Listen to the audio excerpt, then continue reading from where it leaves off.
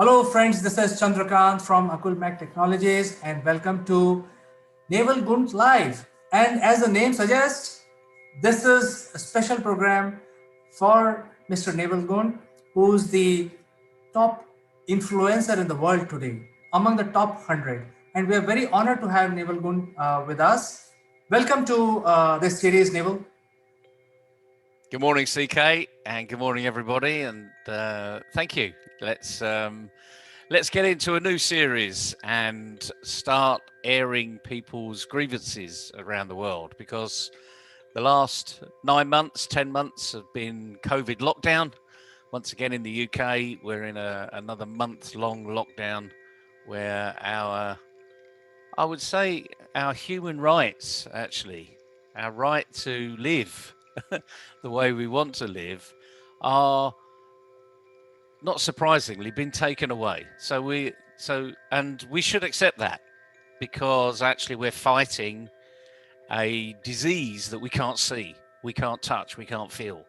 But the point is, it's actually spread by touching and feeling. So we rely on our government, actually, from time to time, to make sure that we can live healthily.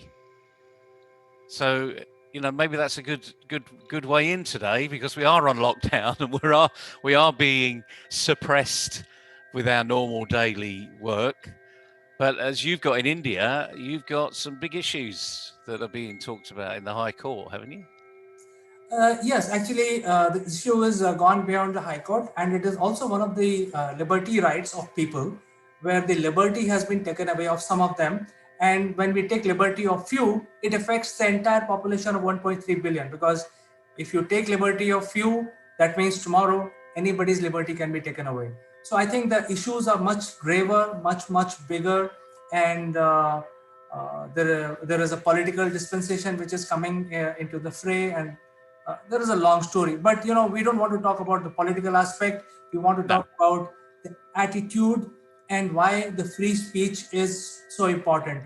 And finally, this whole incident has reached the Supreme Court of India, which is the second pillar of our democracy. The first being Parliament, second being the Supreme Court, which is not under any governance. They have an independent jurisdiction in entire India. They are deciding the rights of the few whose liberty has been very severely curtailed.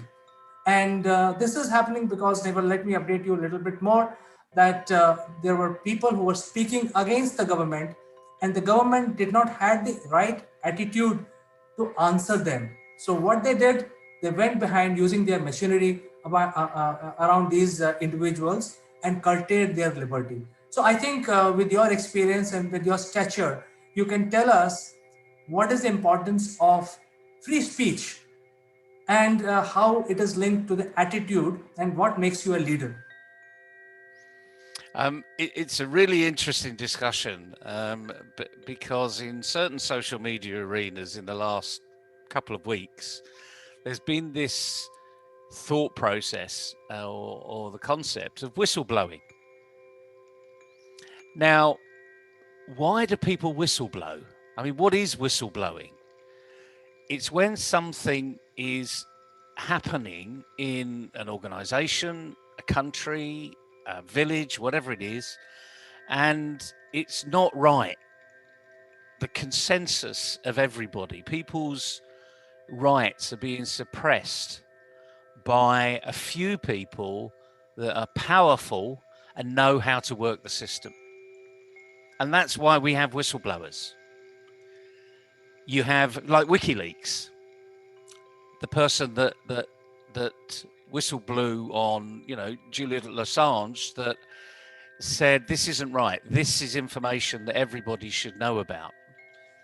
Well, we've all got our own opinion on that, frankly. And one thing that countries hide behind is state security. It's in the interest of national security. And I suppose I've grown up with that, and you've grown up with it, and we accept that. But sometimes you need to challenge that, and you hope that the people in those leadership positions actually challenge themselves. They don't hide behind things. As you said, it's an attitude. You know, if something is in the interest of national security, then of course you keep it that way. But if it's in the interest of national opinion, then you've got that dilemma. And we've seen over history, particularly the discussion about weapons of mass destruction in Iraq. Were they there? Weren't they there? Did people manipulate the evidence to build their case to go and invade? And we've seen, programs made certainly in the Western world about both sides. The whistleblowers, and we have this term whistleblowers. But let's look at the positive side here. In an organisation that is really progressive, that listens to their employees and really wants to get the best out of everybody. In other words, you've got great leaders that get the best out of themselves and the organisation. Promotion is on personal basis. It's people that have achieved or overachieved or done something, beyond expectations. So it's a meritocracy. There aren't many companies in the world, by the way, that work that way. There are good pockets in some companies that work that way, but there aren't many that work that way throughout. In those companies, though, it's not called whistleblowing. It's called feedback. Because the organisation wants to grow. It wants to get better. It wants to hear about all of the skeletons in the cupboard. Let's air them once and for all and move forward. You can't forget them, but you can forgive them. So this is another word that we need to be cognizant of. And in a religious context, we're all taught by whatever religion you believe in, we're all taught to forgive. Forgive and move on. But how many people do? And this is the whole concept, really, of people that can't not say something because they believe, and this is about beliefs now, they believe everybody should know. And it's that fine line between should everybody know, or have you been put in a privileged position whereby all you're going to do is create mass panic by letting people know, whistleblowing on what you know. And the last thing any government, any organisation wants is panic. Not just panic in the organisation, but there's a run on the shares. We've had in the past where companies' information have been leaked to the press, prior to a big announcement, and the share price spikes and people make huge profits, or the share price dips and people still make huge profits. So we need to take this into context. What is a whistleblower? Why are they there? Is it just about attitude, but not just attitude of the whistleblower, attitude of the surroundings around them? The people, you said your Supreme Court is independent. That's absolutely fantastic. And most Supreme Courts around the world are independent. They come to their own decision, not based on any governmental pressure. It's independent thought. And that's why a Supreme Court judge is the pinnacle, in my view, of service in a country. So it's a big subject, big subject, CK. What have you got to say about it, what I've said? Well, I fully agree with you, Neville. In fact, why I picked up this subject, because the free speech is so important for this development of society, development of individual, and also development of the companies. I mean, we are not talking about the political aspect, but we are only restricting our discussion to the business aspect. So, although we have picked up few leaves from the political arena which is going on in India at the Supreme Court, But the Supreme Court judges, as you mentioned, they are not elected, they are not selected by individuals. There is a collegium which selects the judges, and there are parameters defined. That means you have to have in that role for some time to become elevated to Supreme Court. So that means your track record has highly valuable to become acquire that position. So I think we leave it to that, because that is why we call them independent, because they are not governed by any government, by Yeah. any minister, by parliament. They are above all. So that is why they are the custodian of the constitution. And let me go back to the free speech. You know, India being the largest democracy, which was established, the modern India, in 1947, but the oldest democracy of the world, as we know in the modern times, is the United States. But they realized the importance of the free speech way back, 300 years back, when there was no democracy anywhere in the world. They were all monarchies. And they implemented the First Amendment in 1791. So I think we should, give credit to the founding fathers of United States of America, where they realized that the First Amendment to the Constitution will be about free speech. And here in 20th century, 21st century, we are again talking about free speech and travesty of justice. But I think we can leave that aside. This is just the data point for our discussion. In the business arena, if we don't permit our employees to speak freely, what we expect in a company, it will be we expect the company to be ruled by one man who is the owner of the company. So there are companies in the world which are called one man show, and there are companies which are governed by, or there is a forum or a management consulting chair which is directing the chairman or the CEO. So that means in those companies the liberalization is much much greater than the normal companies where there is no free speech. So I would like to throw it back to you as a question: what is the difference between a person who allows freedom in his company, where his juniors can come up with any idea, and you should have patience, less ego, to listen to those ideas and take action on some of them?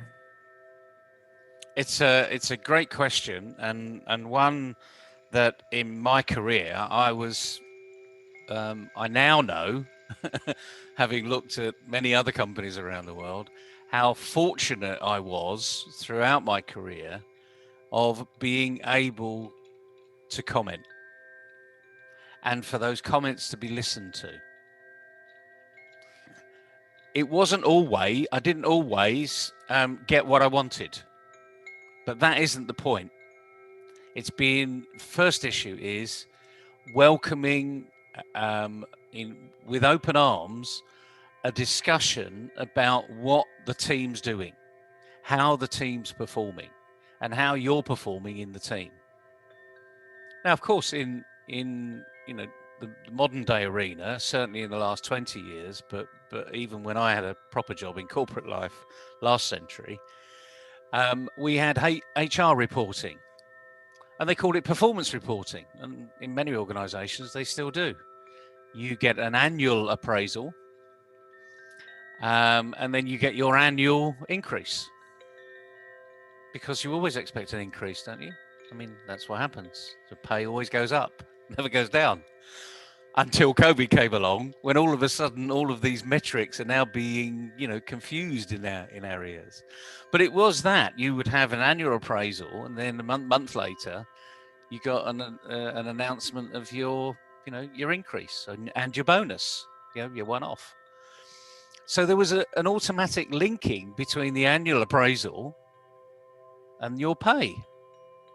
And yet, if you talk to any HR director around the world, they'll say, no, there's no linkage.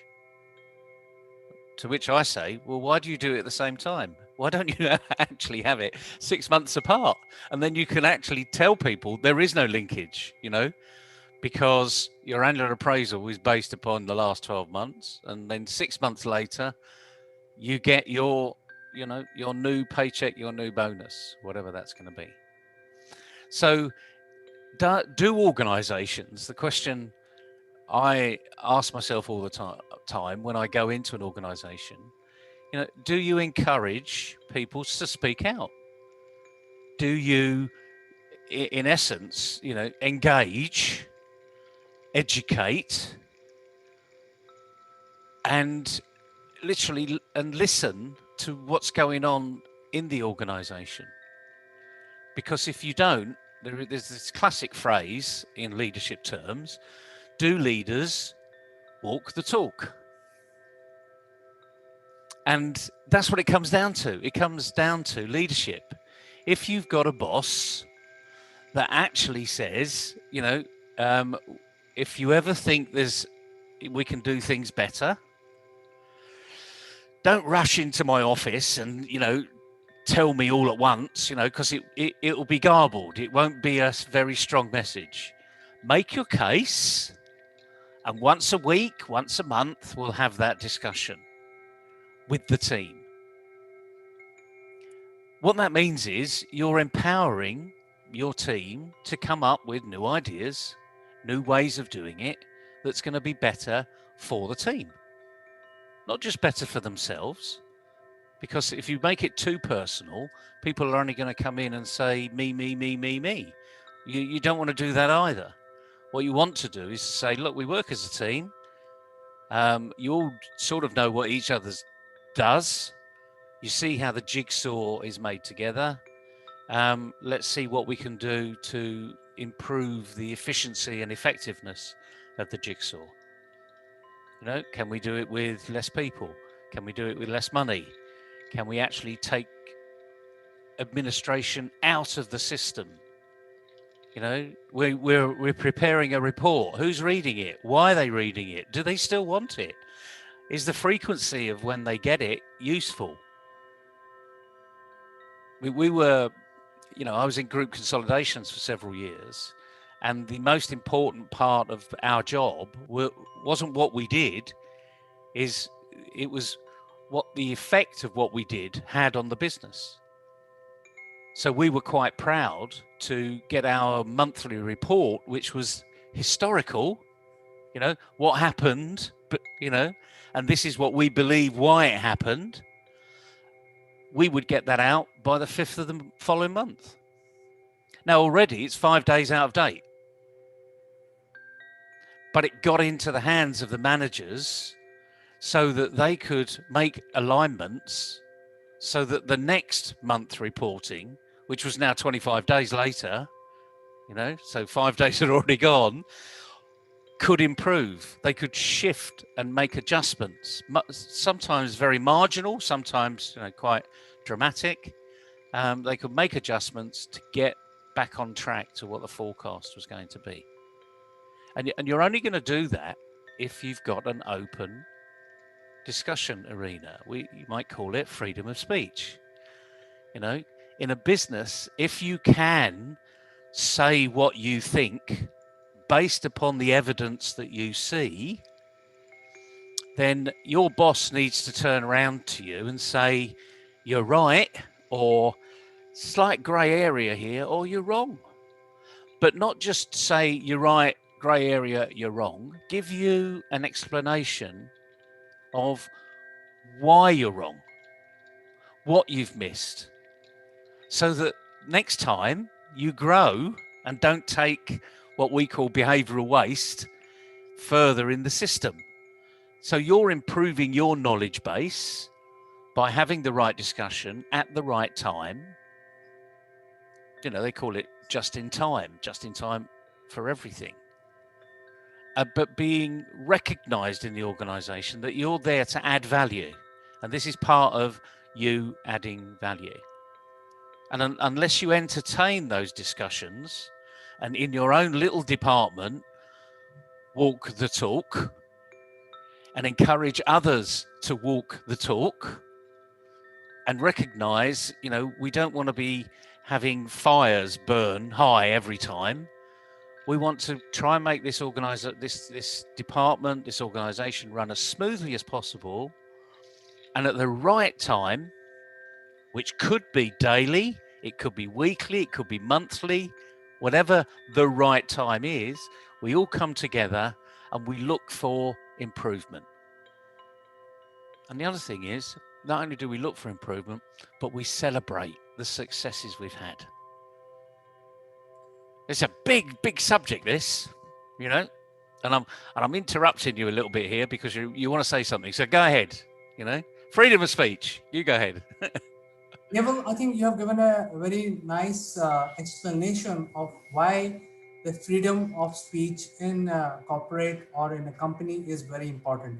But many times it also depends on the leadership, and many times because even leadership is consisting of humans, uh, people like you and me, and they have certain egos or I will choose a better word, complex, some sort of a complex in themselves. And because of that, the leadership don't recognize the importance of free speech. So what is your message to these leaders? Because obviously we want to improve the attitude of overall leadership team through this series.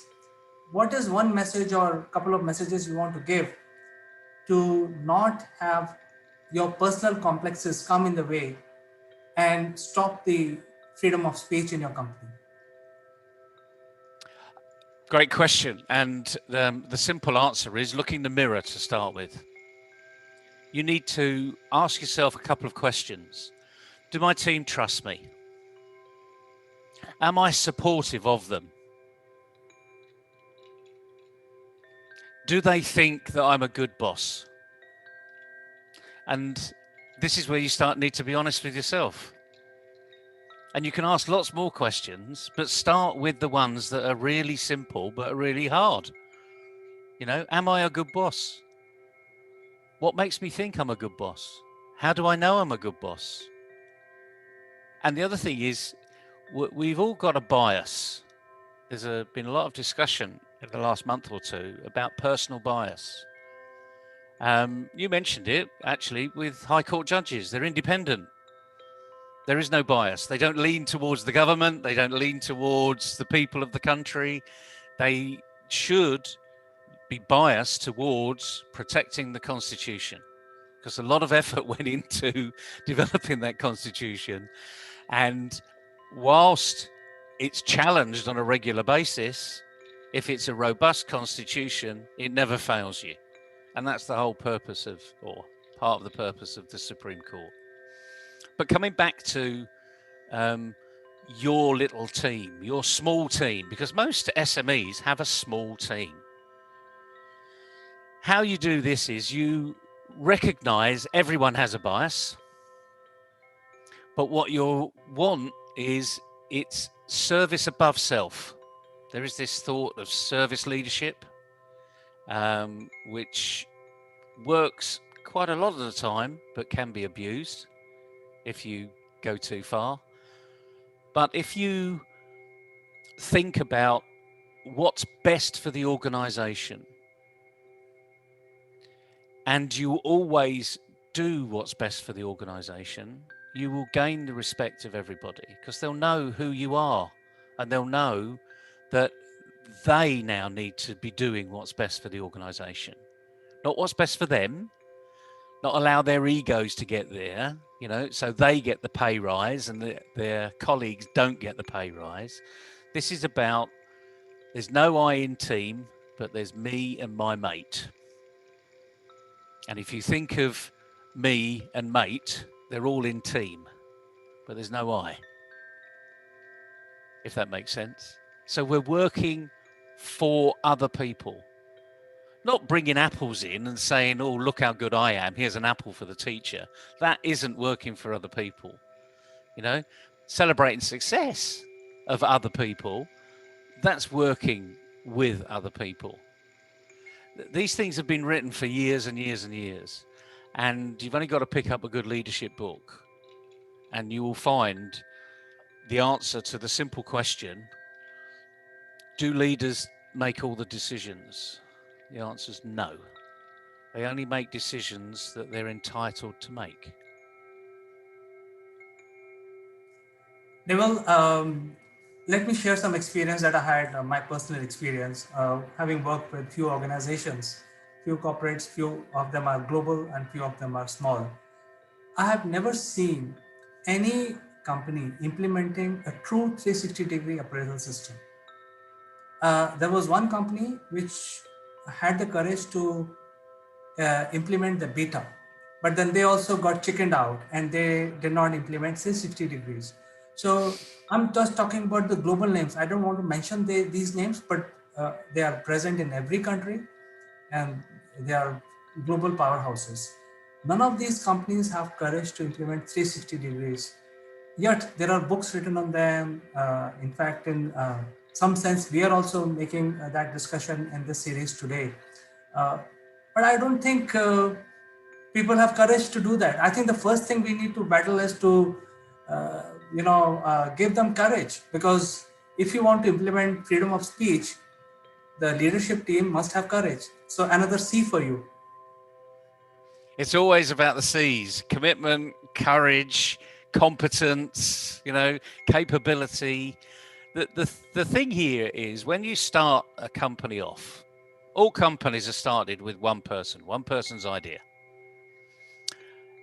Then you bring another person in to help you grow that idea. Maybe manufacture, find a manufacturer to grow the idea. Put some design into it so that the idea grows. Talks about customer responsiveness, customer service. So actually goes and finds out whether that idea is a good enough idea for someone to buy. Like, for instance, you've got a product that could be $1,000,000. You only need to sell one of those to make a success. But if you've got a product that's worth $1, you need to sell 1,000,000. So your audience is completely different. It's highly unlikely that you've got something you're selling for $1,000,000 and you've got a huge audience for, and when I say huge, like expansive audience for. So when you grow as an organization, you are adding in someone else's opinion. You're adding in another human being. And if you imagine in some of the largest organizations in the world, which are strategically placed around the world, they're in different countries, not all English speaking, for instance. It could be anything, but they're take Tata, for instance. It's got many companies around the world. I don't know how many people they employ totally, but it must be in the millions, probably, at least in the top hundreds of thousands. That means you've got 1,000,000 different opinions. Now, there will be patterns in that 1,000,000 different opinions that actually will say, well, we're going to lean to the left or lean to the right on certain things. But the key to that is just make all of your local area work with you. Understand what you're doing and why you're doing it. Because if a good leader brings the team with them, it asks the team, how do you think we're doing? You mentioned the word courage. It's almost like having as much courage on the battlefield, frankly, because you're going to get lots of people tell you, as soon as you start to open up and they trust you that you're going to do something with it. I've slipped away from the C words, right, to trust, because trust is a big thing in an organization. But if they're going to trust you, they're going to be courageous and open up. They're going to really push the boundary. Especially young people. Young people are brilliant at this because they've got no axe to grind. I remember my first job coming out of university. We were fortunate to go on a graduate training program, and it wasn't the typical program that you see today. You go into a department and you work there for 6 months, and then after 6 months they place you somewhere else in the organization. That isn't a graduate training program as far as I'm concerned. We went round the country.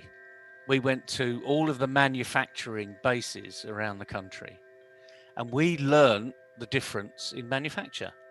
We learned about people. Now, I was on their finance graduate scheme, but I worked alongside marketing graduates and HR personnel, as we used to call it in those days, graduates. And we would work together as a team. And after each visit, we would do a short presentation to the management team. Now, believe you me, we did not pull any punches. And as we got further and further into the organization, so the first one was very raw. You know, we didn't know what they were doing was right or wrong or, the best thing. We just made a few comments. By the second and third, we already had 2 or 3 to relate to. So we could then say, well, this is what happens in this part of the organization. Why don't you do that? Because what you're doing seems to be a little long-winded. Now, they did this for a very good reason, because they wanted to spread best practice. And it was only about 18 months into my first job that I was told why the graduate program was designed the way it was. Because the senior management didn't want to tell the next level down how to do their job. But if it was coming from raw graduates that they could laugh at, actually, with some things, but might take on 1 or 2 nuggets where they hear it's happening like this over there, why don't you do that here? That was it was music to the chairman's ears, frankly, because we were actually sharing best practice in a very collegiate type of way. Now, I'm not professing that this is the way to do it, frankly, because it is a little underhanded. It's not quite in the freedom of speech arena that we're talking about here.